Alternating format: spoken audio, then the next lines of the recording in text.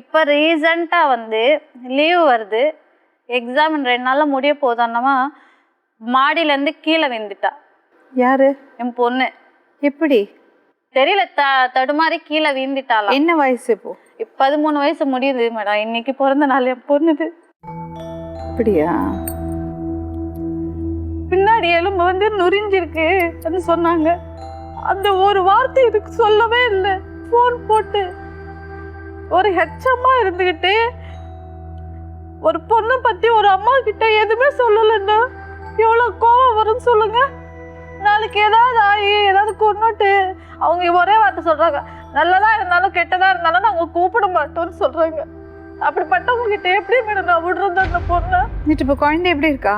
குழந்தை அதெல்லாம் சொல்றேனே, 20 நாள் கழிச்சு என் பொண்ணு சொல்றா, நான் மாடியிலேருந்து வீழ்ந்துட்டேன், எனக்கு பின்னாடி எலும்பு முறிஞ்சிருக்கு, பெல்ட் போட்டுட்டு இருக்கிறேன், அவங்க சொல்லாதன்னு சொன்னாங்க நான் சொல்றேன். எப்படி இருக்குன்னு சொல்லுங்க. இப்போ நாங்கள் என்ன செய்யணுமா உங்களுக்கு? எனக்கு வந்து அந்த அவங்க அப்பா சொத்து இருக்கு, வீடு இருக்கு, அவங்க பாட்டனோட கொள்ளை இதெல்லாம் இருக்கு. 4 பசங்களுக்கும் பங்கு பிரிக்கணும் தான்.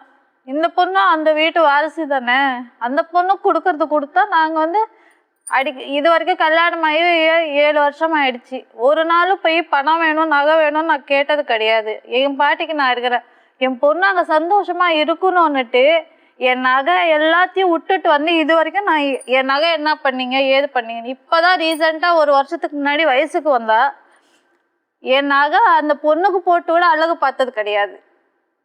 வயசுக்கு வந்த பிற்பாடு கூட ஒரு நகையும் அவங்க அப்பா வாங்கி கொடுத்த நகை போட்டு பார்த்ததே இல்லை நான். இப்போ உங்க குழந்தைய அனுப்பிச்சுட்டாங்களா உங்கள்கிட்ட? இப்போ லீவில் கூப்பிட்டு வந்தேன் மேடம். அப்போ கூப்பிட்டு வந்தபோது சொன்னாங்க, நீ கூப்பிட்டு போயிடு, நாங்கள் வச்சுக்க மாட்டோம். ஏன் எதுக்குன்னா நான் அனுப்ப மாட்டேன், அம்மா கூட தானே அனுப்புறீங்கன்னு கேட்டா அனுப்ப முடியாதுன்றாங்க. அப்போ இப்போ நீயே வச்சுக்கோ சொல்கிறேன் 2 சொல்கிறேன். நீ அனுப்பி விடுன்னு சொன்னதுக்காக அப்படி சொன்னாங்க மேடம். நான் பெத்த தாயி, நான் என் பொண்ணை கூப்பிட்டு போக முடியும்னுட்டு அதுக்கப்புறம் ஃபோன் போட்டு சொன்ன பிற்பாடு அவங்க அனுப்பிச்சி விட்டாங்க. டிசி அனுப்பிச்சி விட்றேன்னாங்க.